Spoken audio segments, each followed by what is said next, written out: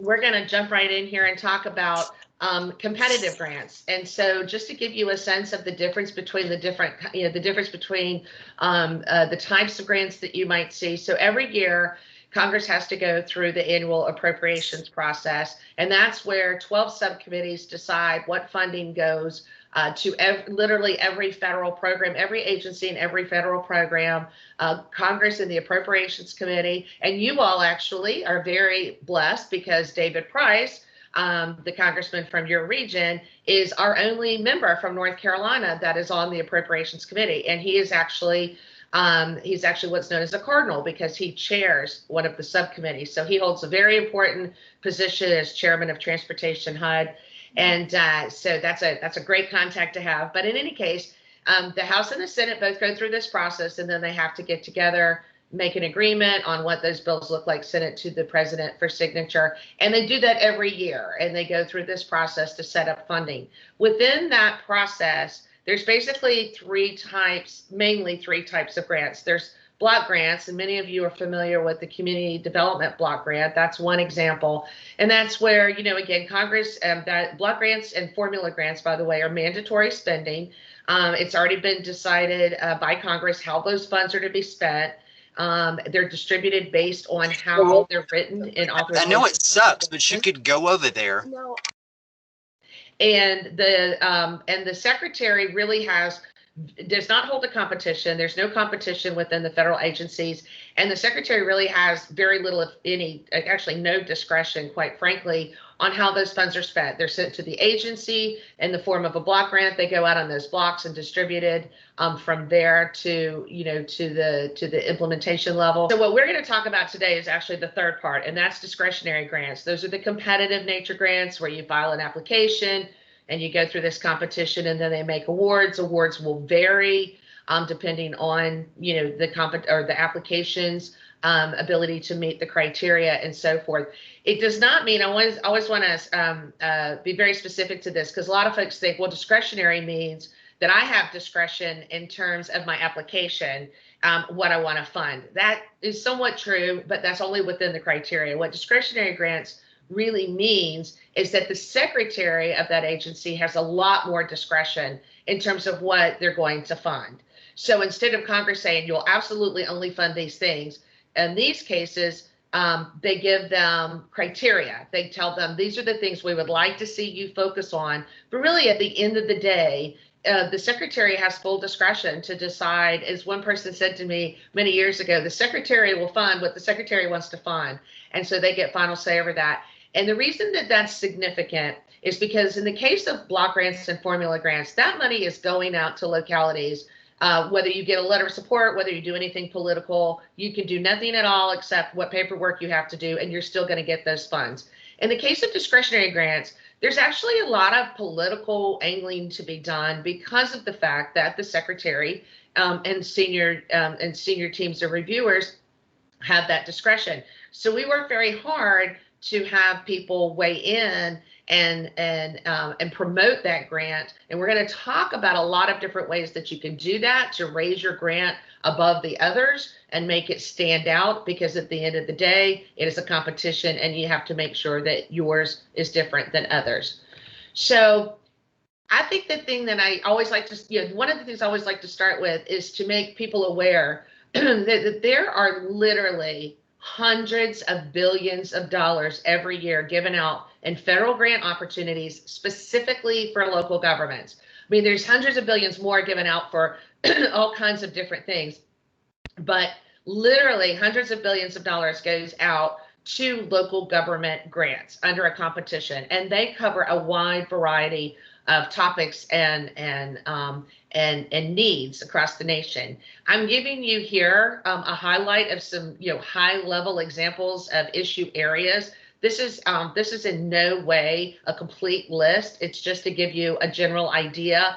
Public infrastructure, that includes roads, highways, airports, transit, water, sewer, now broadband especially. And you hear these terms a lot under the American Rescue Plan, but they're also available on an annual basis. And I want to make that clarification as well. The American Rescue Plan dollars are in addition to annual appropriations. Those are like emergency funds that they have appropriated because of the COVID pandemic. And so all of these agencies are getting their regular annual appropriations in addition to any money that they're getting to ARP. So everything's been ramped up. So if you have not been active, and so you're taking the great first step, you are on this webinar today to learn about how to be more competitive, because if you have not been proactive in your grants in the past, now is the best time to do so, because there is more money available than there ever has been before. And with so much going into ARP, some of these other categories are becoming a little more open, if you will, because folks are focusing more on their ARP and maybe not so much on these annual grants. And so that's kind of leading to a little bit less competition, I think. But in any case, lots of money in addition to ARP. So we want to talk about that. So we have public infrastructure, you have public health, public safety, lots of things out there for police departments and sheriffs and fire departments. Those are all annual grants. Brownfields, both for assessment and cleanup. Tons of different programs for housing and homelessness, and those break down into some, sometimes very broad areas, but a lot of times these grants also, in the case like of homelessness, they will have a specific target populations. It might be veterans homelessness, or it might be youth homelessness. It might be those who have mental health issues. So, they can also be broken down into subcategories in addition to the broader umbrella of that agency. Economic development, I'm going to talk about that a lot, because that agency, the Economic Development Administration, is getting a lot of money. Education, job training, of course, and then USDA. I like to point out USDA is really interesting, because a lot of folks in the more urban areas think, oh, that's just for rural areas. It has only, it's all about, agriculture and rural development. I really don't qualify. The one exception to that is really when it comes to food and nutrition. So, a lot of, you get your SNAP funds and WIC and other programs that come out of there. But in the competitive grant world, that's where all the farmers market money comes from. So you really want to pay attention to the Food and Nutrition Administration and under USDA, because that is all your farmers market development, outreach. And there's, local food, local places, all types of things to get those fresh fruits and vegetables out to the public and to make folks aware of those opportunities. I also like to talk about technical assistance, because oftentimes when people see technical assistance, and that's where you don't get money, but you have people come in and evaluate your situation and help you figure out best practices for solving it. So you get the experts from the federal agencies coming in and applying their knowledge and expertise to your problem. A lot of folks will say, well, I don't know that I really want to do that. It's not real money. We just want money. We kind of know what we're doing. I would really like to highly recommend that you always look at technical assistance, because first of all, you're getting experts who work nationwide, and you are likely to learn something new. Like I said, best practices for the things that you're working on. But the other thing is, these folks are often the same folks that are grant reviewers. These are the program administrators. They're the ones that are looking at your grants, deciding whether or not they're going to get awarded. So building relationships with these individuals is a great opportunity to get to know them one-on-one when they come down to work with you.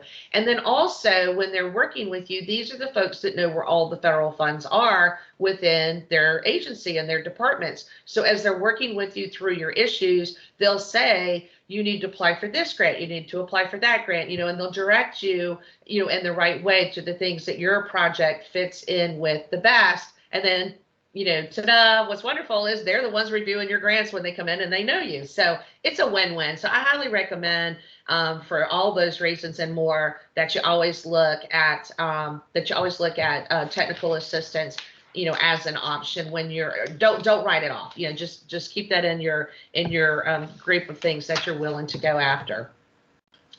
So I talked about it. I'm only going to spend, I can tell you right now, to talk about American Rescue Plan dollars would take an entirely different webinar. So we're not going to focus on that today. As Elena said at the beginning, we're really talking about those dollars outside of the American Rescue Plan. But I did very briefly want to point out that within the American Rescue Plan, so many folks at the local level justifiably so, are really focused on the allocations, the direct allocations that are coming under the state and local aid recovery fund. And that makes perfect sense because there's lots of money coming that way, and people want to make sure that they spend it correctly. So there's a lot of attention on that, how to spend it, how to report on it, etc. And again, we're also working with Triangle J to get that information out and to provide those tips and recommendations during various meetings that they hold. However, I want to make sure that everyone is aware that there's another $47.7 billion in the American Rescue Plan for competitive grants. So what they've done is many of the existing programs that I just kind of highlighted on the previous page and all of those different areas. And again, this is not a list that's all inclusive. There is so much more than this, but and they took money, they went to existing programs and they ramped it up with a special, competition so you might see something that has the Assistance to Firefighters Grant / or COVID. So they're doing additional competitive grants for those areas in the existing programs, but with the American Rescue Plan money. So just to give you, I'm going to rattle off a couple of numbers here, just to give you some examples. So there's an additional 100 million under EPA for pollution mitigation and low-income communities. Another 300 million for the assistance to firefighters. That's in the AFG, which is equipment, and then SAFER, which is the hiring component of the AFG program.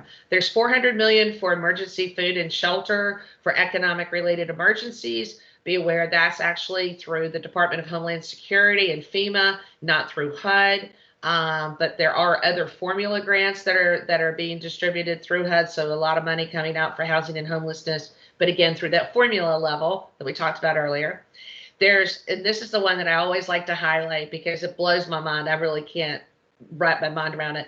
But there's another $3 billion in the Economic Development Administration Economic Adjustment Assistance. This guidance is actually not developed yet. It's still being developed, so you haven't missed that opportunity. And just to give you a point of comparison, the EDA normally in their annual appropriations, that we just talked about, annual appropriations, they get 300 million. They have for years, about 300 million annually. In ARP, they've received an additional $3 billion. So 10 times, 100 times, whatever. I can't do the math all of a sudden, but so they've significantly more, from 300 million to $3 billion of what they normally would receive. That's an enormous amount of money that they have to distribute, and they have a carve out within that money for travel and tourism and outdoor recreation. And I think that includes restaurants. So they're having to develop whole new guidance to distribute those funds because of that additional carve out and how they're going to have funds apply for that, or have applicants apply for that. So going on down the list again, there's another 135 million for the National Endowment for the Arts, another 135 million for NEH, and 200 million for the Institute of Museum and Library Services. Again, this is not a list that includes everything. For example, I didn't list it here because I didn't, I'm trying to focus mostly just on the local government pieces, but there's $7.2 billion in American Rescue Plan competitive grants for public and private schools and public libraries to purchase internet access and connection devices. So like hotspots, routers, computers. So all kinds of opportunities and competitive grants within ARP as well. So the things that we're going to talk about in terms of finding these grants and how to make them more competitive really apply to both, to the annual and to those ARP competitive grants. You can apply the same tools in terms of making them more competitive. So you have a project.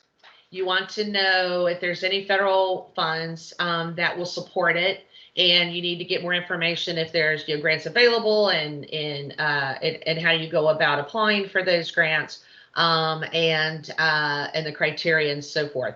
So there's basically a number of ways that you can find grants to fit your needs. The most obvious is grants.gov. Excuse me.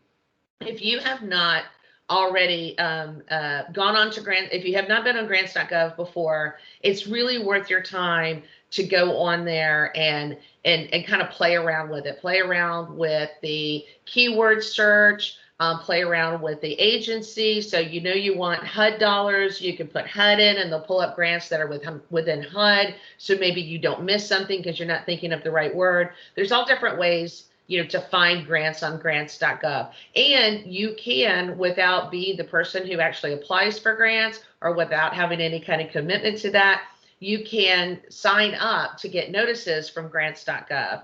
So that's one of the things that I do. I get daily notices of all the grants that have been published that day from grants.gov.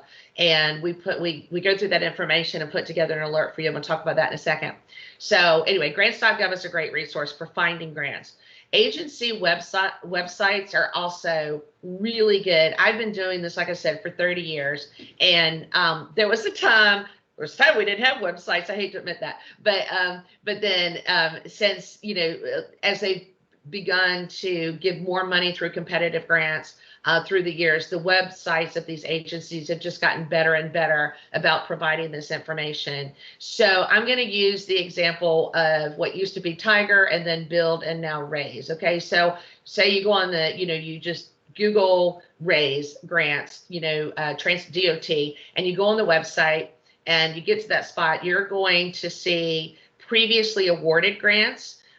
There's links that describe what was awarded and a description of that award, the amount that award received. There's frequently asked questions. There's previously recorded webinars, just a wealth of information. And one of the things that's the most important that you can get from that and some of these other areas that I'm about to talk about, or that I'm going to talk about, is the previous year NOFA. So if you have missed an opportunity to apply for a grant, or you have decided you want to apply for a certain grant, but the turnaround is just too soon, the best possible thing you can do is get the previous notice of funding availability and get started ahead of time. The agencies, especially once you get into the current administration, sometimes from one administration to the next, there's some tweaking to these programs, but consider the discretionary part. But for the most part, these grants they're cyclical and they stay basically the same year after year. And the agencies will put in a notice when they do a new grant if there's been some changes. They're really good about highlighting where the changes are. But for the most part, 98% or more of the solicitation is exactly the same year to year. So you could take last year's NOFA and get a good head start on your application for next year. And that makes a world of difference in terms of not rushing at the last minute. Most of these grants have a 4, 6, or 8 week at the most turnaround. And given all the other hats you wear in your job, you're most likely going to come upon that grant and you're going to really be scrambling to try to get it completed in time for the deadline. So can't say that enough. Start early, get last year's NOFAs. Go ahead and do all your outlines and put your teams together and think about your stakeholders and work on letters of support. I mean, everything you can do, and your life will be a whole lot easier and your grant will be a whole lot better. So the other 2 ways that you can find grants that'll fit your project is actually a service that we're providing to Triangle J, to COG members, and it comes in 2 formats. So the first format are monthly grants alerts. Those come out on the 5th and the 20th. So right now, especially with all the ARP money that's coming in, we've had to ramp it up to twice a month and make sure that we get these alerts out quickly. And also we try to do that to keep them from being, 5, 6, 10 pages long. My feeling is if we give you a grants alert that's that long, it won't get read and you'll miss opportunities. So what we do instead is we've made them more frequently to try to keep them smaller. I'm going to give you examples of those to show you how to work through those, but be on the lookout for those monthly grants alerts. That is where we've done the work for you. We have gone through the grants.gov daily notices. We have weeded out all the things that don't relate to local government. So if it's something from the Department of Interior that's only for Western states and it's studying tracking methods of buffalo or something, you know, that's completely unrelated to what you're doing. We've already, you know, done the work of, you know, weeding all of those things out and getting those things that are just available for local governments or entities that could connect with local governments like public housing authorities and, you know, and other public sector agencies that maybe are not directly under a local government, but that you could team up with. So they have a nexus to local governments, and we put those in alerts and we send those out, and they give you the links to the web page or to the grants.gov page or to the PDF, whatever we have available. Then we take all of those materials and we also put in a quarterly forecast. And so those materials will go into a larger document that is everything that has been in a monthly forecast from the year before will be in that larger document. So you can forecast what you might want to go after in the coming months. And you can always kind of do a word search through there for certain grants as well. So lots of different ways that you can find the grants to fit your project. There are also subscription-based groups that put together both competitive grants and foundation grants, and sometimes they'll cover state grants. So, you know, they'll have a special section for those from North Carolina, and they'll give you state grants. And I'll be honest, I really have never used any of those subscription-based services to know whether they're really worth the money or not. But just to make you aware that they're out there, and they do provide a service of pulling some grants together for you, not necessarily writing the grants, but pulling those documents. I would say wait and use the monthly grants alert and the quarterly forecast that you're going to be getting from Strategics. And then if you feel like you need more, you know, in terms of researching, you know, then you can always investigate those resources as well. So as I mentioned, grants alert. This is an example from a recent grants alert that I wanted to show you so you know what you're looking for. Now, I couldn't get everything on this page, so just be aware at the top, it'll say Strategics. It'll have my name, phone number, and email so that you know that you can always contact me for more information. If you're having trouble finding something through one of the links, if we have any technical difficulties, whatever it might be, or you just have questions, my information will always be on there, or you can call Elena and she can help connect us.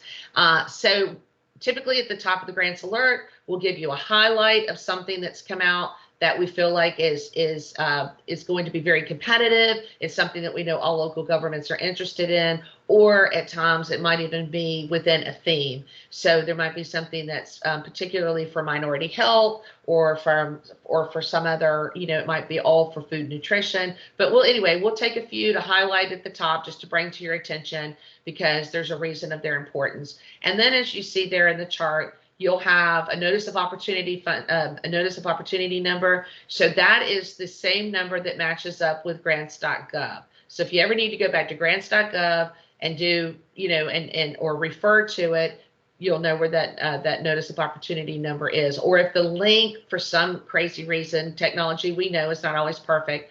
So if the link under the information section doesn't take you to grants.gov, you can go to grants.gov and type that number in and get to the same information. So of course the grant title, important, and the federal agency, again, important, so that you can go to that website, even if you're not researching what grant you want. If you say, yeah, this looks like something I might want to go after, you know what agency, you know the name of the grant, go to the website, and again, pull up that page. They're going to have more information, frequently asked questions, previously awarded grants, a whole wealth of information that you can look into to find that information.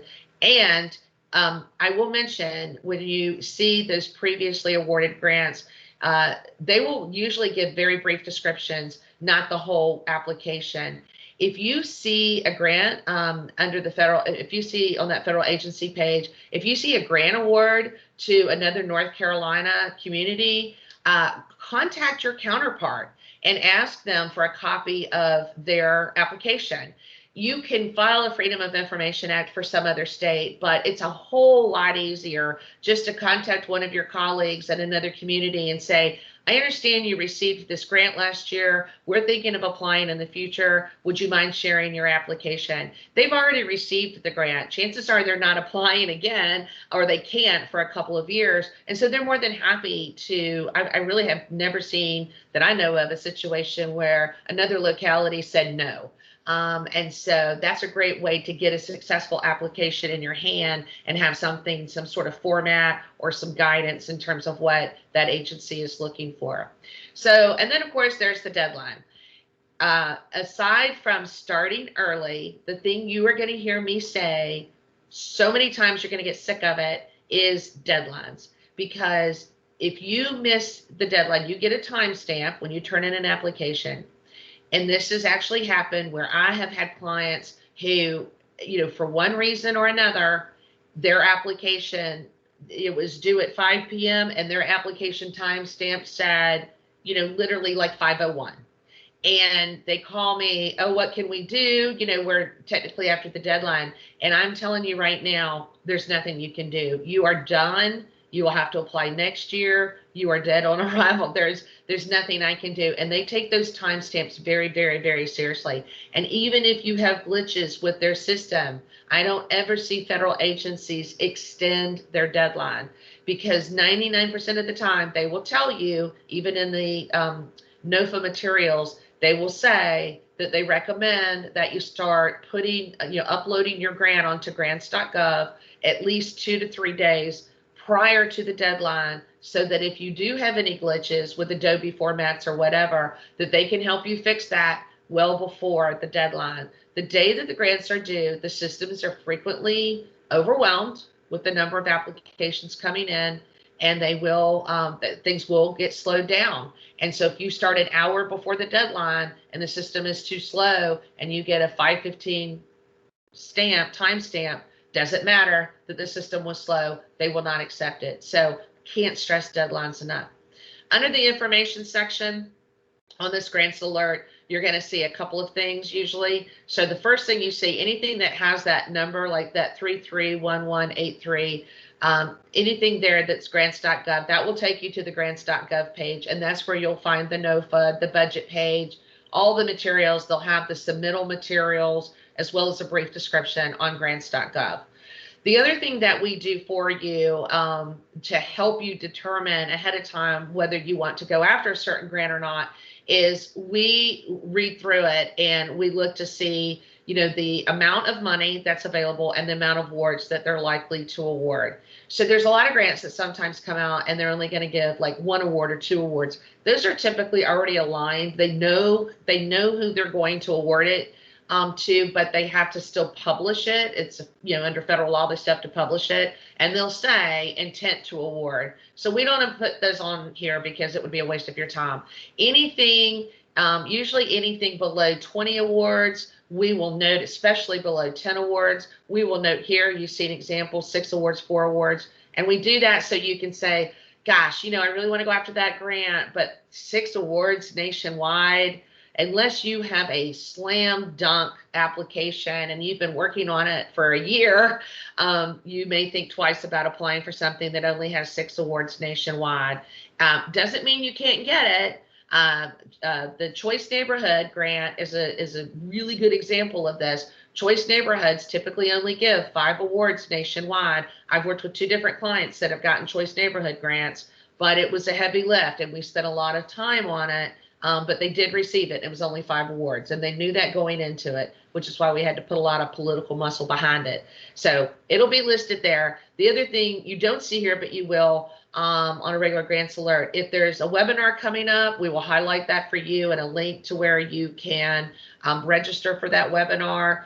And if there is a separate solicitation from grants.gov in PDF format, we will also provide that. That happens a lot with Department of Justice grants, is they'll give the solicitation links. They're very good about publishing those in a PDF format separately from grants.gov. So if we have that information, we'll supply that as well. So that's how you use the grants alert document that you're going to be receiving. You'll see it twice a month. You might have already noticed those coming in, depending on if you're on the mailing list. And I'm sure that we get to our Q&A, we can find out from Elena if you're not on the list, how you get on the list and things like that to make sure you're getting those notices. So again, here's another section of the grants alert that, from the same page, just consider this page 2. I wanted to show you where I was talking about where you see the ands. That's where we have additional information like a PDF format or a copy of the solicitation separate from grants.gov. You'll still have to go to grants.gov and upload your application, but this is just another source that we were able, to recognize, and so we include that. And then here again, so you'll see there on that NEA grant that we noted it's for nonprofits. So we say that to mean not only say your local government, but your local arts agencies, if they're nonprofit groups, other groups that are within the community may want to apply for that. And we highlight those so that it might be something that actually one of your community stakeholders would be a better applicant, and maybe you want to send this grant to them, suggest that they apply for it, and then you as a local government can always support them, provide political support, letters of support, working the delegation. You can back them up, but I know a lot of times these other community groups will come to the local government and ask for grant money. If you are proactive in sending some of these federal grants to those community groups, you might help them find a way to fund one of their projects, one of their priorities, and then that negates the reason for them to have to come to you to ask for those funds. So it can be a great, community effort. So we highlight when there's other folks that are particularly eligible or that they're targeting for that particular grant. So this brings us to the grants forecast. This is the first page of the grants forecast. It actually comes out twice a year, but it is updated for a quarterly breakdown. And again, you'll see my information there, Leslie Mazingo, and then Amy Kirschbaum, who is my grants director, can also be contacted. Amy is the person who works for me, who does a lot of the research and the deep dives. So if you ever call me and you're asking for deep dives, I'll probably bring Amy in to help, so you'll meet her. But in any case, the first page is just an agency key because, including the longer names all the way through this document would make it exceptionally long. So this is to get you familiar with the different agencies and their acronyms. And so that's included all the way throughout the document. And, just a helpful way for you to know which agency we're talking about. You can always get back to the first page for that.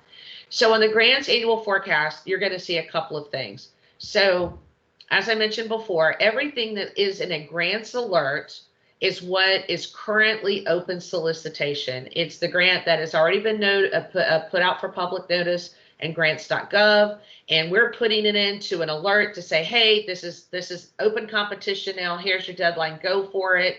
And so everything that are on those twice a month alerts then also gets added into this forecast. And the purpose of that is so that you can track all of the grants over the course of a year that have been available that have some sort of connection to a local government. And again, this grants forecast is a great way to do a word search where, you see some things there for juvenile justice or human trafficking, or you want to do something for the Office of Violence Against Women, so you can do OVW, and all those grants will pop up. So there's lots of different ways that you can search this document as well for grants that you might be interested in pursuing. But again, everything from the previous alerts twice a month goes into this document, and this comes out to be, I think it's up to maybe about 40 pages now. And so it's a rather intensive, rather large document. It can be a little intimidating when you see it, but not if you know how to use the document to help you. So you're going to see when the grant was posted and when it is due.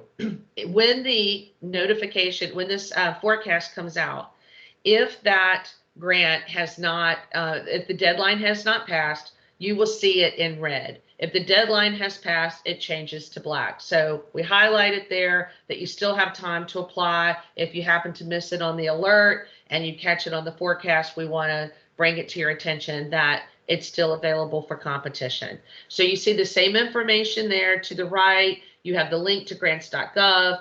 That's, there's 12 awards. It's targeted for nonprofits, that sort of information all the way down through it.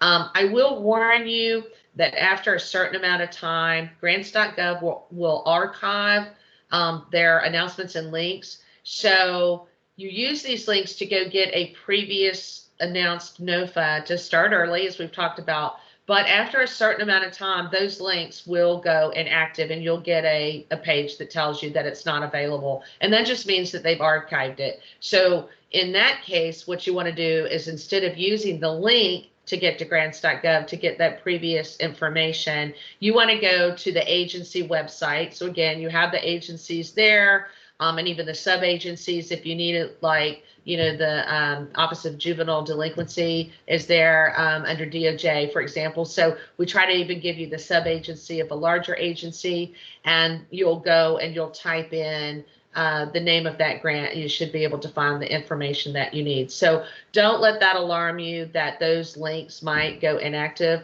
And I get calls all the time that say, well, I went on the link, but it's last year's application and the deadline has passed.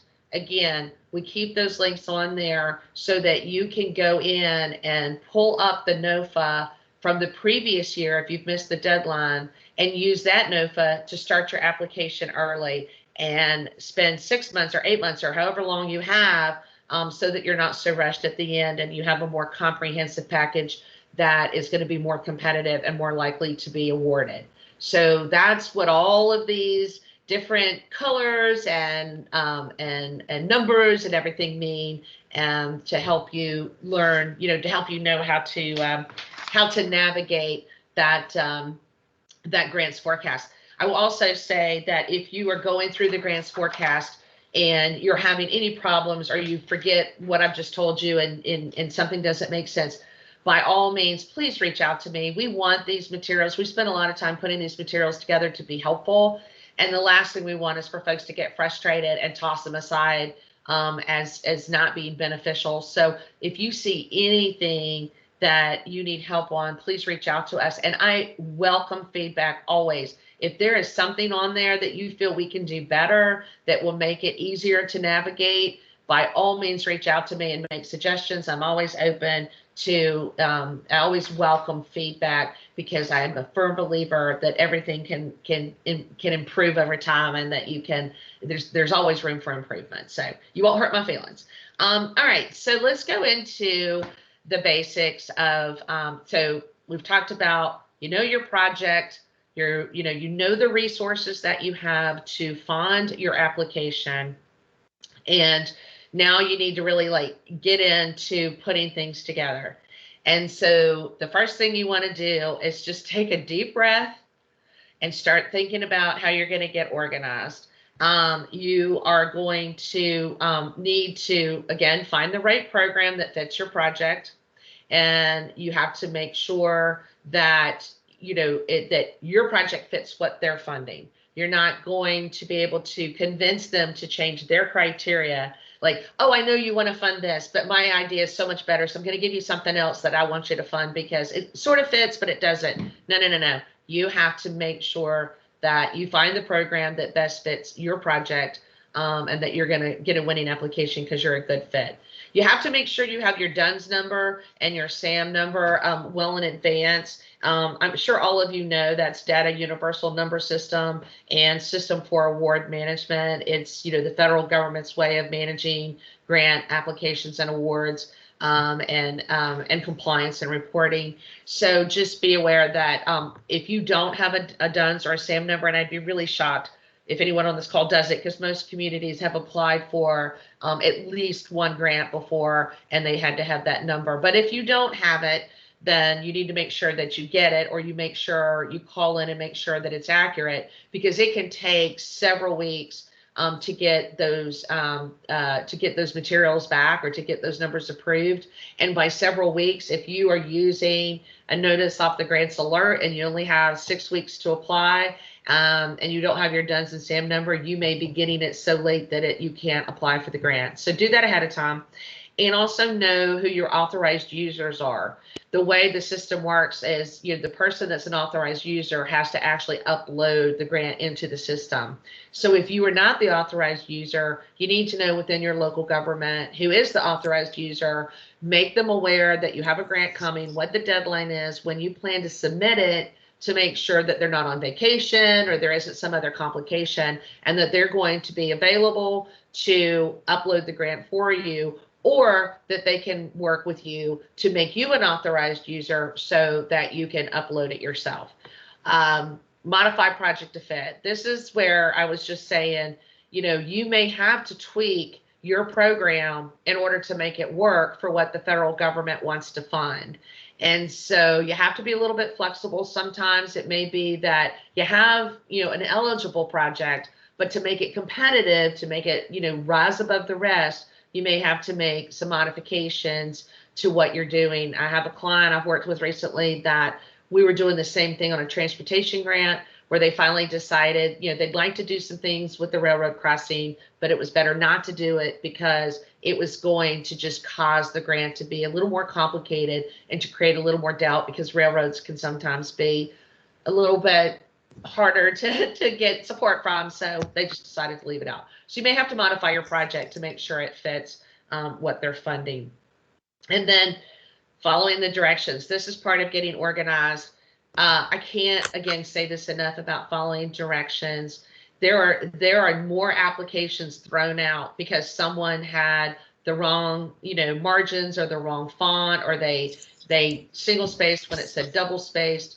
The federal agencies put those directions in there, and sometimes somewhat complicated. On page 2, it tells you to go to page 10 and answer B, and then B tells you to go back to page 5.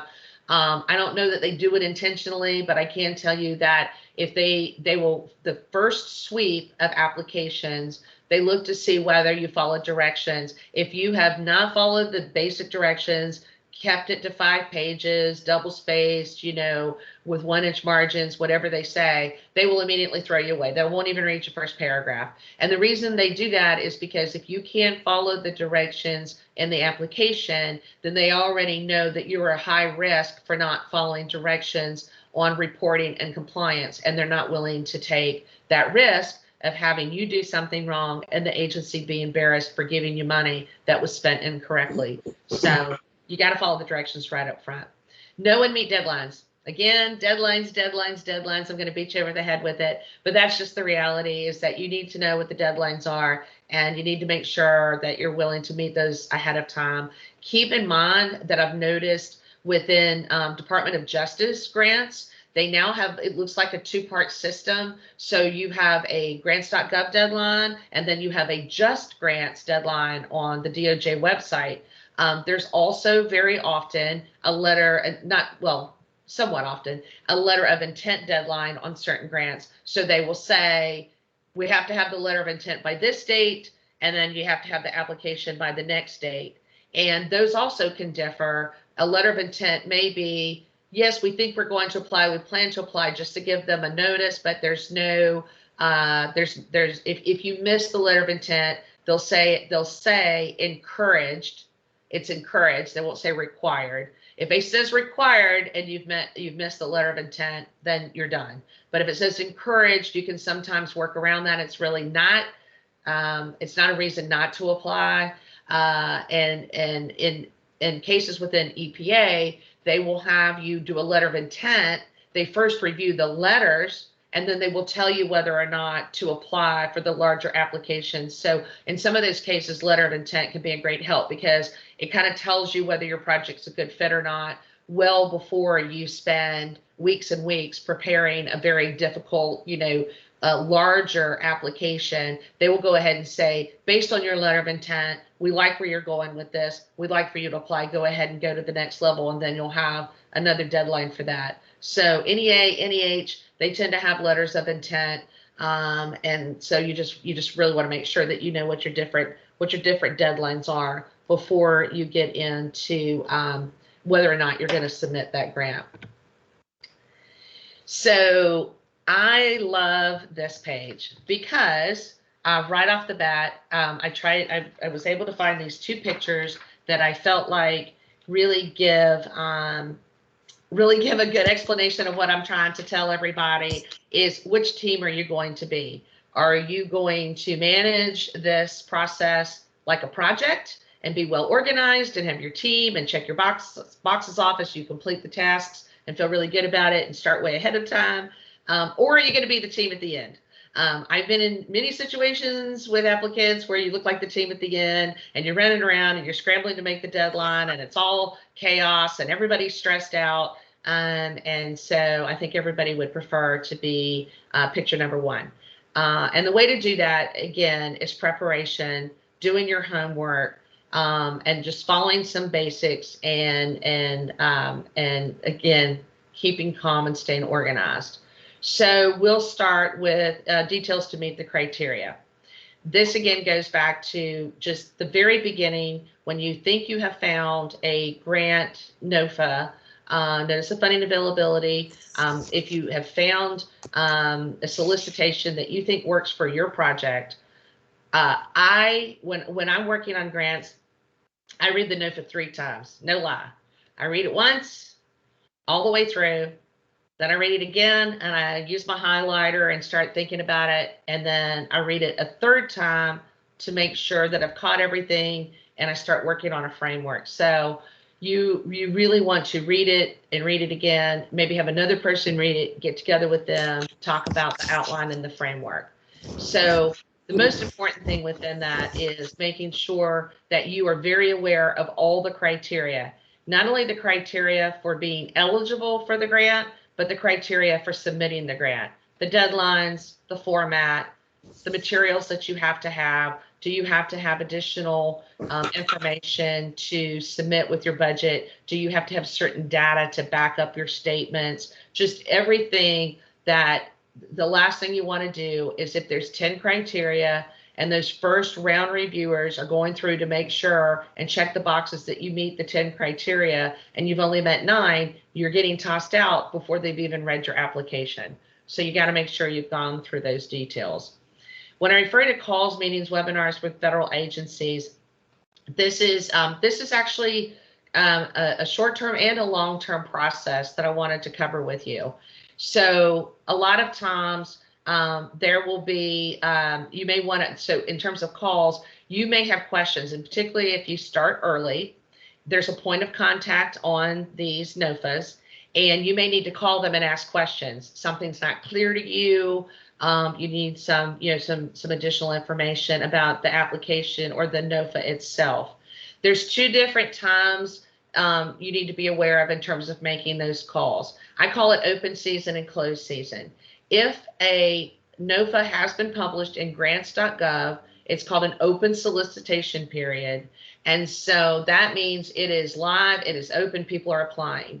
If you make any calls during that time to the point of contact, they can talk to you about the process in general, their program, the process, the criteria, but they cannot discuss with you anything specific about your application.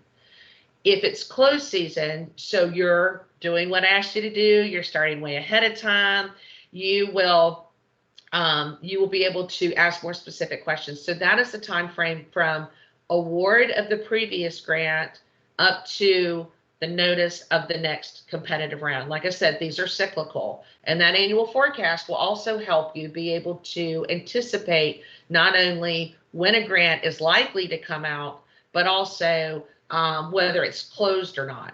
And so if it's a closed competition, you'll be able to go in, call that point of contact, and that's when you can be, you've already got your criteria, you've done your framework, but you're trying to decide, well, how important is the match? Or if my match is greater, is that likely to be reviewed better? Or I have 2 ideas, which one of these ideas will the agency prefer?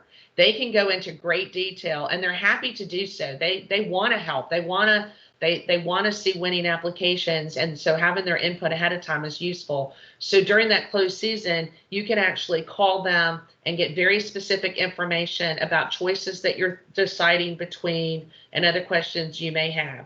The other benefit to that and some of these other things I'm going to tell you about is you're also talking to at least one of the people that are going to be on those grant review teams. And so if you call and you ask questions and you get their input, they're getting to know you, they're getting to know your project. And so when they get that application from, you know, the wonderful city, fill in the blank, county, fill in the blank, town, they remember talking to you. You've established that connection. You've built a little bit of a relationship, and it's just human nature. It's going to help when they go through the grant review process. Plus, you're going to have less likely to be kicked out over something that you didn't do right, or you are going to be more competitive because they're going to answer questions ahead of time that they can't answer when you're in open solicitation, and therefore you pick a project that's not ideal.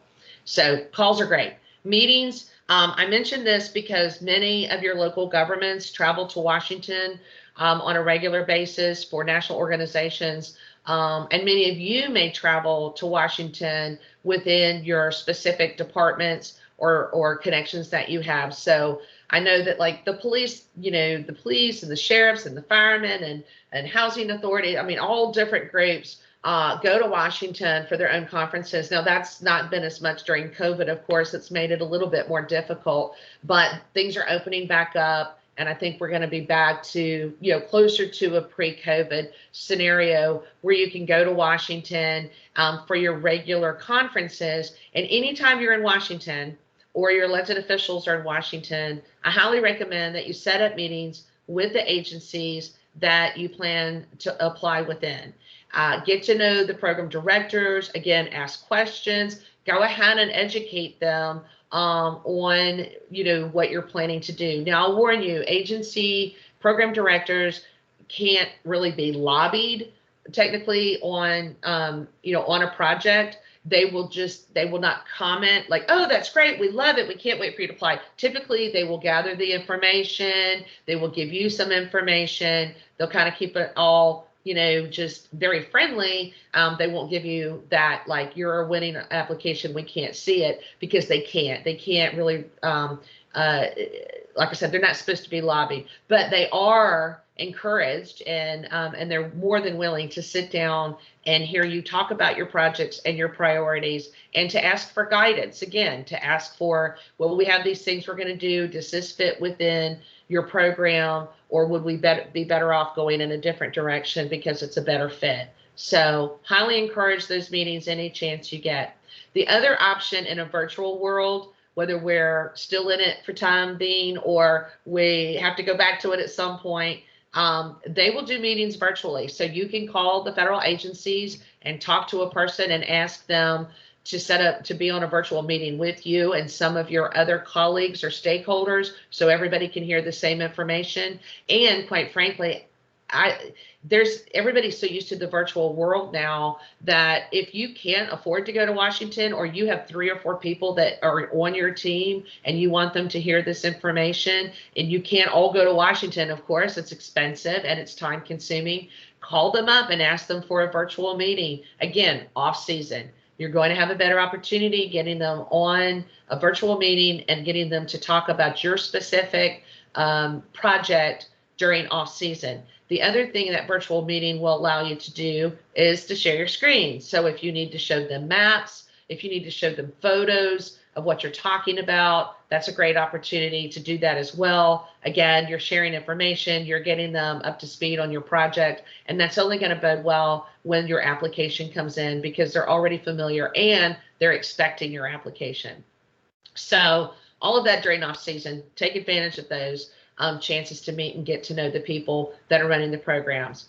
Webinars with the federal agencies, nearly all, not all, but many, most of the federal agencies, especially on super highly competitive grants, are doing webinars, and they'll usually do 2 or 3 webinars, but most of them do, you know, at least one webinar. Well, they'll present an overview of their program, what they're looking for, focus areas, things of that nature, and then and they record those webinars.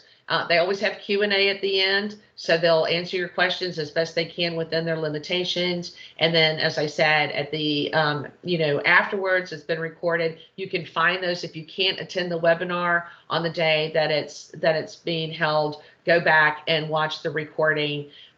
We also will do our best when we know about them. We will put them on the alerts, and we also leave them a link to the recording on the annual forecast. So even if it's months later and you find this grant in one of our documents and you decide you're interested in it, then you should be able to find that link back to that recording and save you some time researching the federal websites or agency websites trying to find it. So reasonable budgets. This is really super important for a number of reasons, because typically, now right now we got a lot of extra stuff going around, but still budgets are tight. Federal government always I can't think of any example where they don't get more applications than they have funds to spend. So your budget is equally or maybe more important than your narrative. If your budget does not look right to them, it doesn't pass the smell test, again, you will be thrown out over those numbers.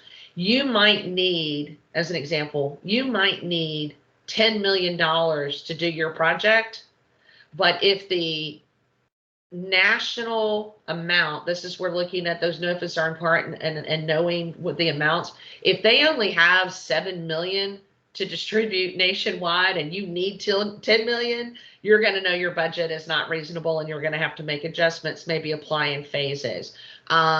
So, or even if, they have 7 million and you need 3, chances are you're not going to get that unless it's one of those 4 to 5 applicants only, and they make it clear that that's the ceiling. In the grants.gov notices, very typically they will have a grant ceiling and a grant floor. So knowing what the ceilings are very important. If they say that their ceiling for an award is $750,000, don't submit a budget for $1 million. You're not going to get it. And they'll throw you out because you didn't pay attention. So you need to make sure that in your budget, if you know what the ceiling is, you budget within that. The other thing that I hear a lot in debriefings is that people will submit unrealistic budgets. They'll say they're going to solve all the world's problems for $500,000. And the people that review these hundreds and hundreds and hundreds of applications are not stupid.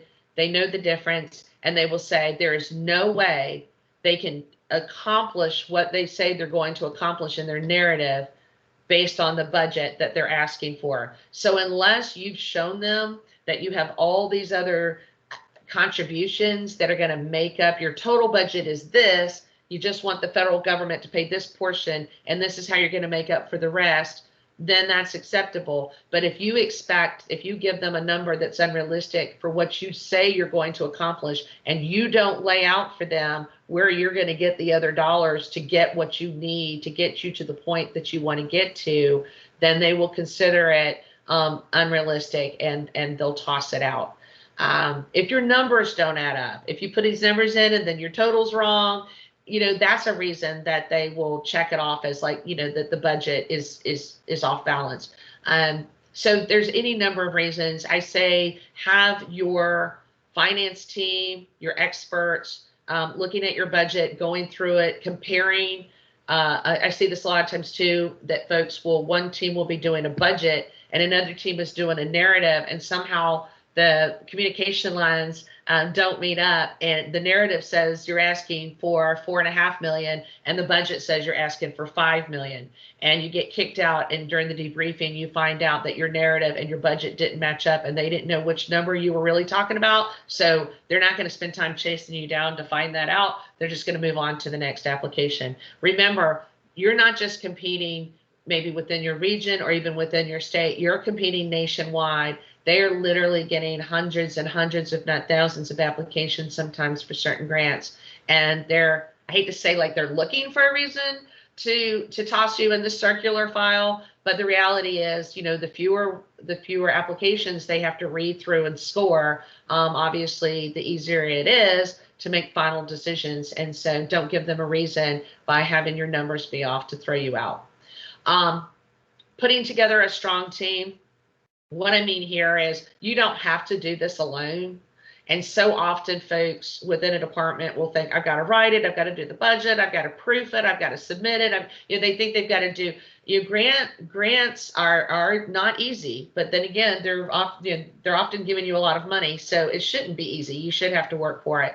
But having a strong team of folks that have different skill sets will take you a long way. You want your writers, you want people that are good with the narratives. You want your budget experts, the people from the finance department that will go through it and make sure that what you're laying out is reasonable. You will want people that know absolutely nothing about your department or your project. And I mean this in all seriousness. You want at least one, maybe two people that know nothing about your locality, your project, your department.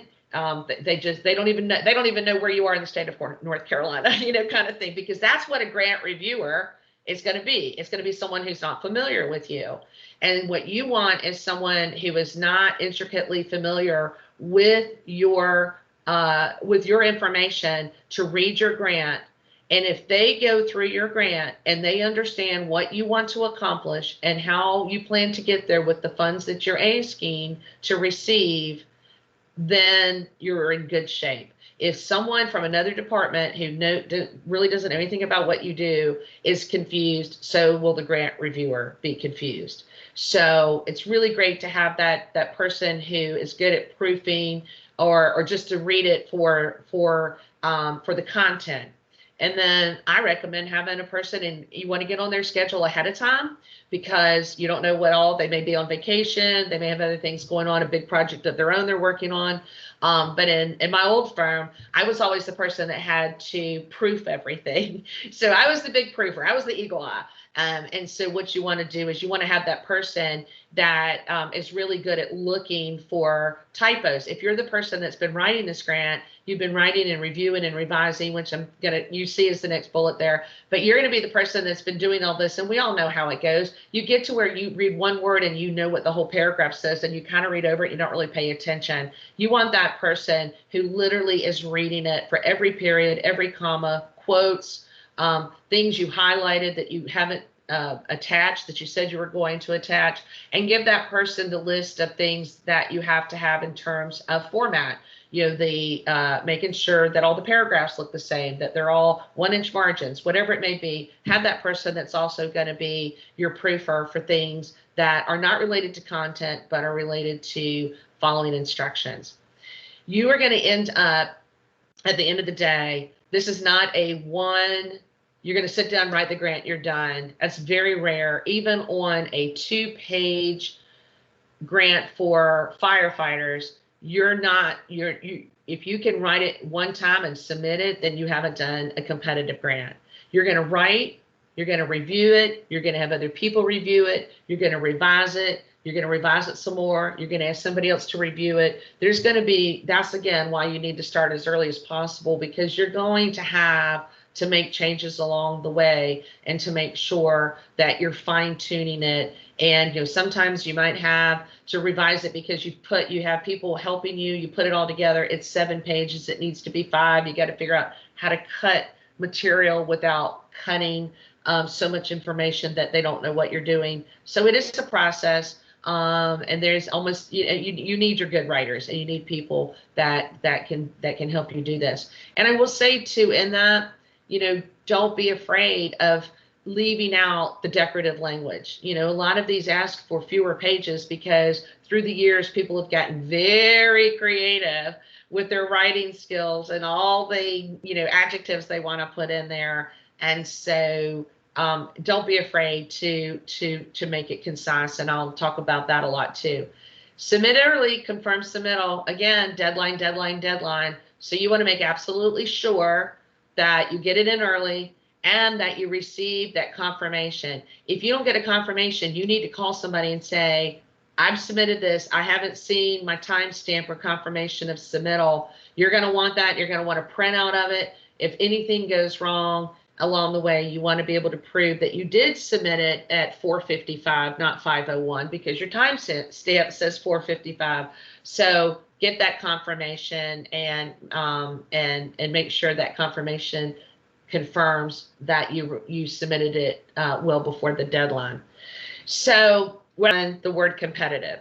So there's a lot of things that you can do, or there's a lot of, you can be eligible, and there's a lot of things you can do to make sure that you're eligible, you submit it on time, you feel great about everything that's going on, but are you truly competitive? Because again, you're competing with folks all across the nation, and you have to rise above the rest. So we're going to talk about a couple of things that you can do to do that part, to rise above the rest, and to also make sure that you're focusing on some additional things that are happening in the current time frame. So we'll start with highlighting focus areas. Every administration has areas of focus that they want you to spend your time on in order to, sometimes it's part of the criteria, it's a requirement, and sometimes it is about extra points. And it may not say extra points, it may just be that based on the way they've written the NOFA, I would tell you upon reading it, you're going to get extra points if you make sure that you address this particular issue. The best example I can give is that during the Trump administration, everything started about opportunity zones. And I would tell my clients, you need to mention opportunity zones right up front, first paragraph. Make sure you make them aware that your project is in an opportunity zone, and go ahead and let them check that box so that they'll keep reading. Don't make them get to page 4 or 5 to hear the word opportunity zone. You may have lost them by then. You want to say it in your opening paragraph. You want it in your summary page. So any way that you can make sure that they know that, you might even want to put it in the title of your grant, but you wanted to say opportunity zone. So now we have the Biden administration, and that focus area has changed. Now you don't need to say opportunity zone. There'll be other ways of saying it. It might be qualified census tract. It might be just talking about rates of poverty. It may be a number of things that you call it, but opportunity zones, that even though they're still out there, it was in the tax law, and it is statutorily in the laws. It's a tax code issue. It's not something that you'd want to drop left and right, because that's a Trump thing, not a Biden thing. So in the Biden administration, we've already seen this happening with a number of grants. So if it's an ARP, it's going to have COVID-19, but even some of the annual regular grants are going to have COVID-19 priority given, because it's been a pandemic and they want to spend a lot of money making sure that the recovery, the build back better, is occurring post-pandemic. So COVID-19 will either be explicitly identified or even implied in some of the criteria. The other thing is climate action. So sustainability measures, things that address climate change, that's a high priority for this administration and is often listed, and equity issues, and that's social and racial equity issues.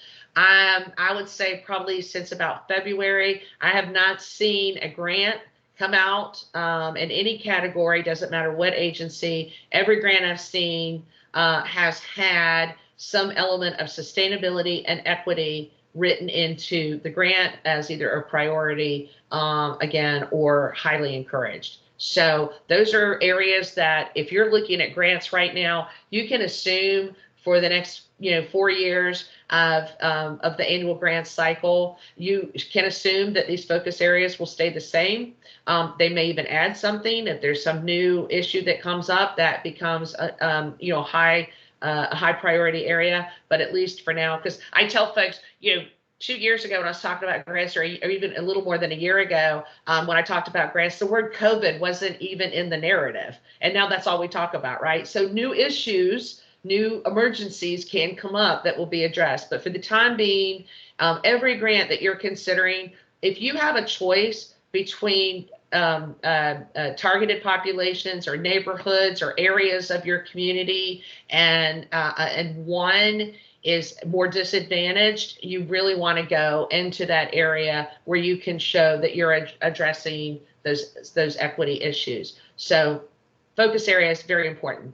Partnerships is a great way, again, to make your grant stand out from other grants because you have a partnership. And be creative with this. I tell folks all the time, for example, if you're a police department applying, get your recreation department involved and make it a partnership. Or if you're the Parks and Rec department, bring an element in from, IT or from public safety or any number of things, or health and human services. So think creatively about different departments that you could bring in that, again, sort of, a bigger bang for the buck, and gives you that edge that you're coordinating, but you're not working in a silo, but you're coordinating with other departments. The same is true for community and regional partnerships. Regional partnerships in particular, but within the community, you want to look for your academic, you want to look for your community organizations, your church groups, whatever it is that helps add another stakeholder.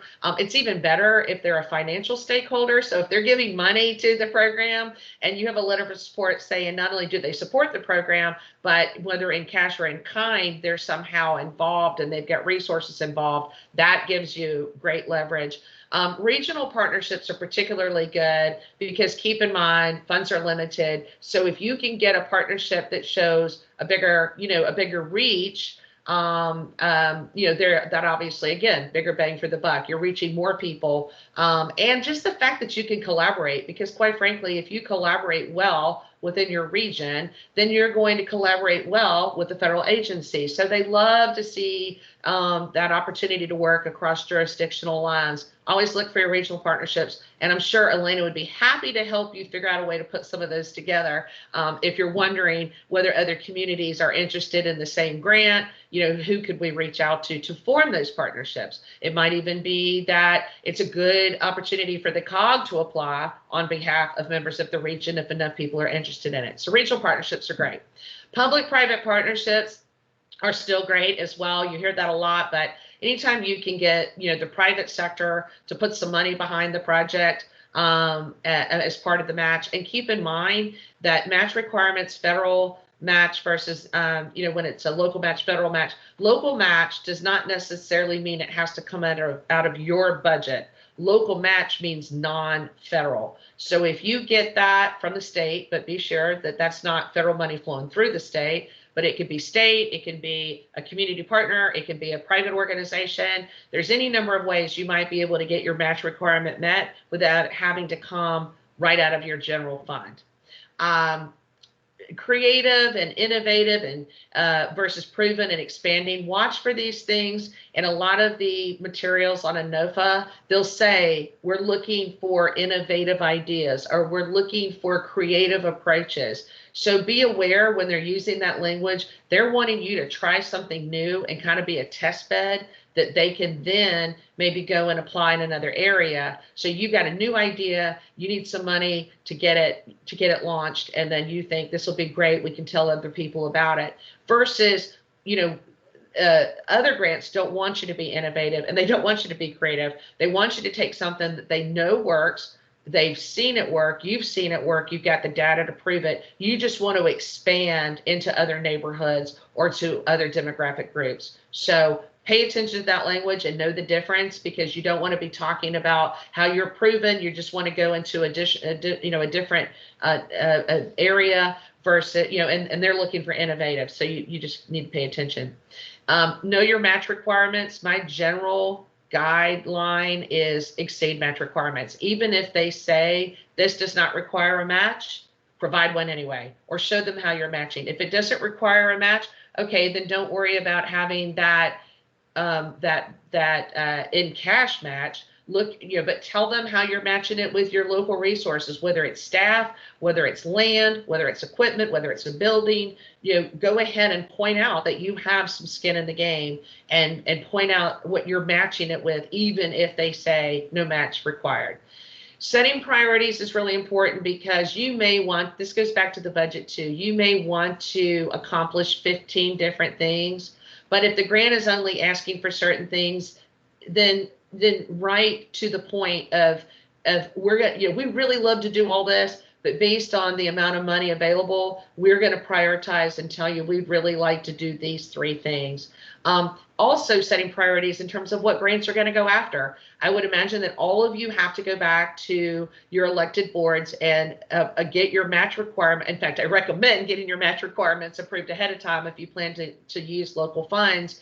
And so, you know, chances are there's not going to be enough money available for a non-federal match. Unless you go outside your own capital improvement plan, you're not gonna have an opportunity to accomplish everything across all departments. So your own, your manager's office may have to set priorities in terms of if you're going after a lot of grants, they're gonna, may have to decide which grants come before the others. Presenting your best case means, again, if there's 5 criteria, and you meet 3 of those criteria really, really, really well, unless it explicitly says you cannot apply for this grant unless you do all 5, talk about the 3 things that you do really, really well, and then tell them in the other 2 cases, we're not really doing this to improve mobility, we're doing this to improve safety, or we're not really doing this about I'm trying to think of a good area, but you'll see the different things. I always think of the RAISE grant because they have so many criteria, and I always tell folks, you don't have to be an expert in every criteria element, but you do want to pick those areas where you can say, we do this really, really, really well. And then no matter how many times you say that you're innovative, or you can do this really well, or you're in dire straits, you're super poor, this is a major emergency, the funding is critical. If you don't back it up with data, they've heard this in every application. Every application is an emergency. Every application, needs assistance for various reasons. So I will also say, so if you don't meet the original outline and directions, you get thrown out before you're evaluated, right? If you make it to the evaluation stage, I can tell you the number one reason that I hear post-evaluation, people that did everything right and got their grant reviewed, the number one reason that a grant doesn't make it across the finish line to being awarded is data, the lack of data. So it's not good enough to say the statement. You want to make sure you've got the report, the study, a third-party review, whatever it is that you can back it up with is critically important. If you have a page limit and you can't provide that data at that spot, then give them a link to something on your website that has, or that shows them that you have this full study that's been done. And oftentimes those studies are so long, there's no way you can apply it. So get creative. Have a web page that has all of your data that supports it, and has their link just goes to one page and has all of those studies provided on that one page, making it very easy for them. They may not read all the studies, they won't have time, but at least they can validate that your statements have data to back them up. So keys to success. I told you I was going to say start early. I was going to say it multiple times and over and over and over again. Reviewing those previous NOFAs, starting early, starting well before the publication. If it hits publication with a 4 or 6 or 8 week deadline and you're just getting started at that point, I won't say don't go for it, but I will say you're probably already behind the game. Most of the best, most competitive grants that I've seen are those that started well before the solicitation was published. So the earlier you start, the better. Tell your story. I will emphasize this also, as I have here. You are competing nationwide. You have to set yourself apart. So if there is something about your community that makes you truly unique, you have the highest number of veterans in your region, you have the highest number of homeless in your region, whatever it may be that makes you different, and it is oftentimes the negatives, okay? Sometimes your folks say, I don't want to put things that are negative about our community and out there publicly because we don't want to upset, our constituents. But the reality is, and one grant reviewer said to me a long time ago, I repeat it all the time, is make me cry. Tell me your story to the point where I feel like this community or this particular project is going to fall apart if we don't fund it. And so you have to tell your story in a way that's compelling and that sets you apart. and be careful of just using, again, those words that everybody is likely to use. You want to tell them how you're different and then back it up with data. Keeping it simple and concise. Again, they read hundreds and hundreds of applications. Sometimes what they do is they have grant reviewers go into a hotel over the weekend and they get a stack, and they literally spend their whole weekend in this hotel room with a stack of applications to go through, and then they have a whole process to go through when they get back to the agency. So even if it says 30 pages and you can say it in 25, don't feel like you have to fill up 30 pages. If you can say it 25, say it in 25, and they'll thank you for it. And so if there's, just simple is better, less adjectives, just say what you need to say, give it some data, and move forward. Keeping Congress informed. This is both before and after. So you want to do a couple of things. First of all, I always think that checking the box of having a letter of support from your member of Congress, from your congressman or woman, and the 2 senators is just checking a box. Competitive grants are so frequent now. There was a time when you had a letter of support, and that was kind of a game changer. I would say in current days, it may not be a game changer, but it will be noticed if it's missing. So if you submit a grant and everybody else has letters of support from their congressional delegation, and you're the one grant that doesn't, it's likely to raise an eyebrow. Somebody's going to think, well, wait, what's wrong with this grant that their own member of Congress doesn't support it? So you definitely, at a minimum, want to get a letter of support. And one of the things that we're working with Triangle J to do is to help walk their members through that. So if you give us enough notice and you tell us that you're going to be submitting a grant, we will help advise you and walk you through the steps you need to take to get those letters of support so that you can get those well in advance and include them with your application, or at least make sure that the congressional offices are turning them in on time. It's also a good idea to keep members informed, because if you win the grant, they're going to want to know about it, and they're going to want to be part of the success story. So you want to make sure you give credit where credit is due. If you win the grant, you want to put them in your press release. You want to invite them to any ribbon cuttings or any big announcements or any kind of events that you're having. So if the members of Congress support your grant, make sure you keep them informed about the outcome of the grant, particularly if you win, that you share that credit and that spotlight with them.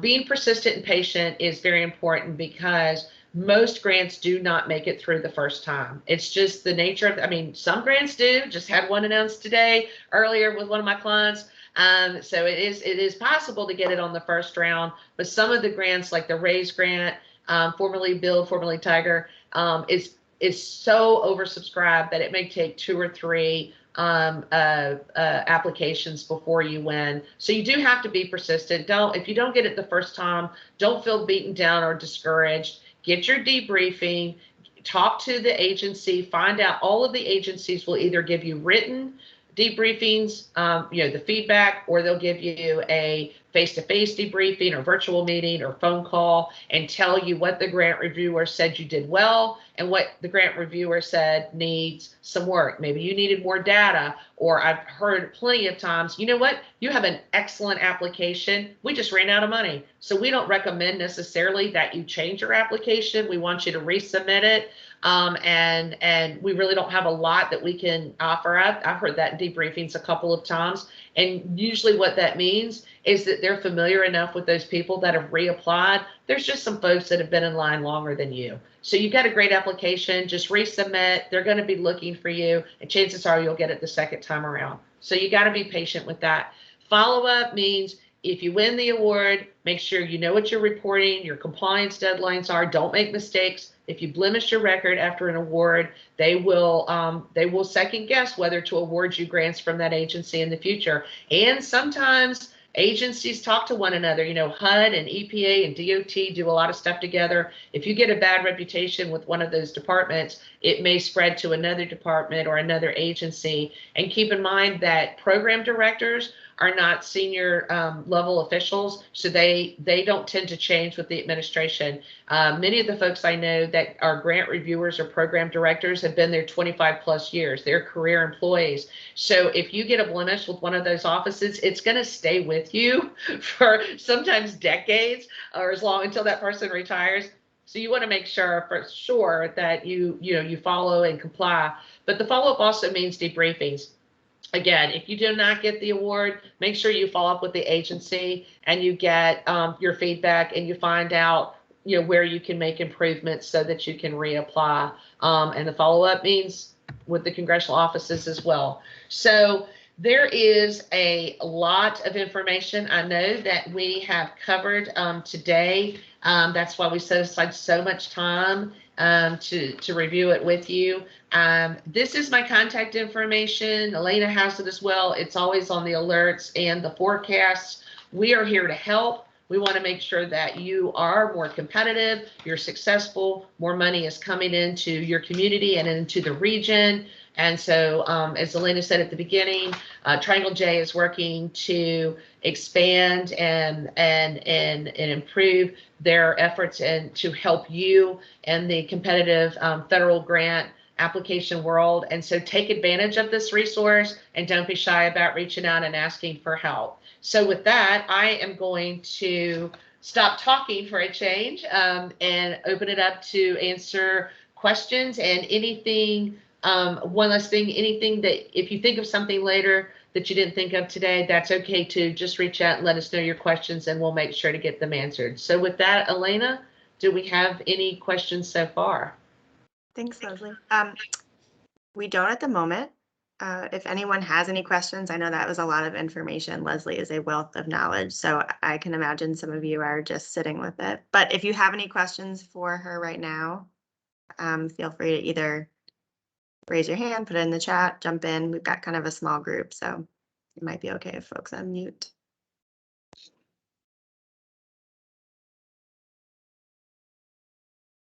Don't be shy. Like I said, I know it's there's no such thing as a stupid question. No such thing. So. Yeah, this is Will Mullaney. I just wanted to know, we're going to get this PowerPoint because you recorded it and everything. You mentioned that at the beginning of the program. And so we share this with those folks that we're trying to, okay, you're shaking your head, so you answered my question. Feel free to share this. Yep. This is definitely a resource that can be shared broadly and that goes for, communication with myself and Leslie. Folks didn't have to be on the call today to reach out to us or the webinar today. So okay, thank you so much. And I'm assuming, Elena, when you send out like a link to the recording, we can provide the slide deck as well. Yep. As long as you're so fine. Folks have a copy of the slides to kind of, even if you're not listening to the recording, you just want to have the slides saved somewhere in your files, like, oh, I remember she covered something about this. Let me go back and look at those things that she recommended. Some of these pages you might be able to use as your own, checklist. Okay, thank you.